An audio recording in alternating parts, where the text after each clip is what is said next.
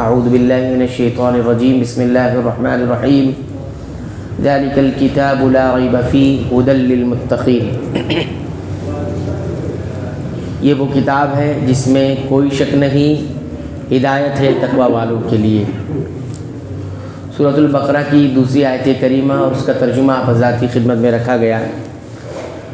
اس آیت کریمہ میں قرآن حکیم کے مقام اور مرتبے اور شرف کو 5 انداز میں واضح کیا گیا ہے۔ سب سے پہلا انداز ہے ذالک، یہ کتاب۔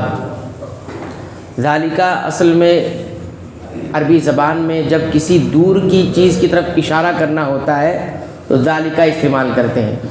جیسے کہا جاتا ہے وہ دروازہ تو کہیں گے ذالک الباب، وہ دروازہ۔ اور جب قریب میں کوئی چیز ہوتی ہے، نزدیک میں کوئی چیز ہوتی ہے تو اس کے لیے ھذا کہہ کر اشارہ کیا جاتا ہے کہ ھذا الشیء، یہ چیز۔ لیکن جب کسی کے مقام اور مرتبے کو واضح کرنا ہوتا ہے تو دور کی چیز کو قریب کی اشارے سے بیان کیا جاتا ہے اور قریب کی چیز کو دور کے اشارے سے بیان کیا جاتا ہے۔ تو ذالک کا معنی ہوتا ہے وہ، لیکن یہاں پر قرآن تو نزدیک میں ہے تو کہا ذالک الکتاب، یہ اتنی عظیم ہے کہ اس کو دور کے اشارے سے اس کے مقام کو بتایا گیا۔ ذالک الکتاب، تو پہلا یہ ہوا کہ کہنا چاہیے تھا ھذا الکتاب، یہ کتاب جس میں کوئی شک نہیں، لیکن کیا کہا ذالک الکتاب، تو یہ پہلا مقام ہو گیا۔ دوسرا مقام الکتاب کہا گیا ہے کہ یہ کتاب ہے۔ تو کتاب کا معنی کیا ہوتا ہے؟ کتاب کہتے ہیں المکتوب، جسے لکھا گیا ہو۔ تو کتاب ایک ایسی چیز ہے جس کو لکھا گیا، یعنی محفوظ کرنے کا اتنا مضبوط نظام ہے کہ لکھا ہوا ہے۔ کہاں لکھا ہوا ہے؟ تو اہل علم کہتے ہیں 3 جگہوں پر یہ قرآن حکیم لکھا ہوا ہے۔ المکتوب، نمبر 1 لوح محفوظ میں یہ مکمل لکھا ہوا ہے، وہاں پر بھی یہ مکتوب ہے۔ دوسرا فی صحف مکرمہ، مبارک، بابرکت، مکرم اور محترم معزز فرشتوں کے ہاتھوں کے اندر جو صحف ہے اس کے اندر یہ لکھا ہوا ہے۔ تو 2 ہو گیا۔ تیسرا ہمارے ہاتھوں میں قرآن کا نسخہ ہے۔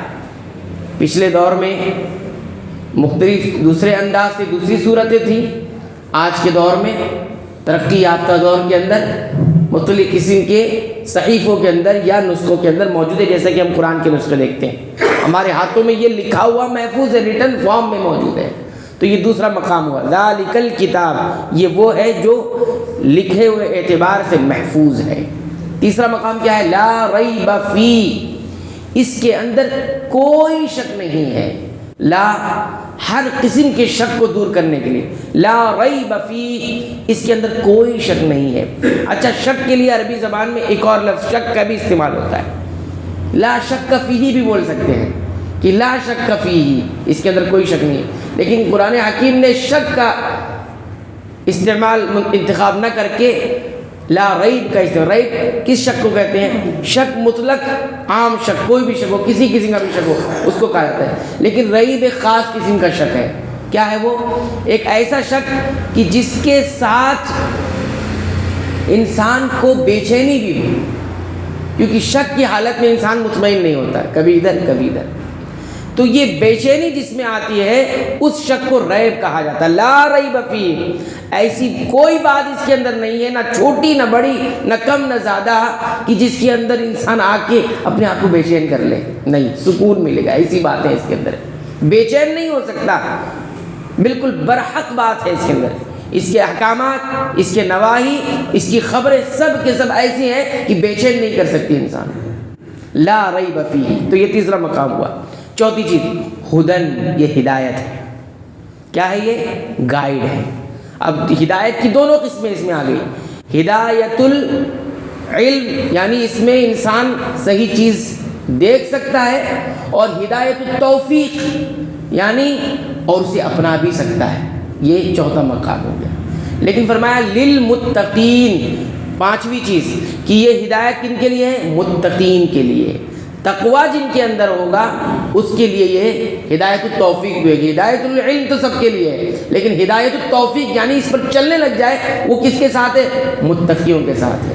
اب آپ کہیں گے کہ یہاں پر ہدایت متقیوں کے لیے کہا ہے، اور دوسرے مقامات پر ہدی للناس بھی کہا گیا ہے کہ انسانوں کے لیے ہدایت ہے. یہاں اللہ تعالیٰ کہہ رہے ہیں کہ متقیوں کے لیے ہدایت ہے. کس کے لیے ہدایت ہے؟ یہ تو ٹکرا رہی ہے بات. تو ہم کہیں گے دو طرح کی ہدایت ہے. ایک ہدایت عام ہے جو سب کے لیے، اس کو ہدایت العلم کہتے ہیں، یعنی یہ صحیح راستہ بتاتی ہے.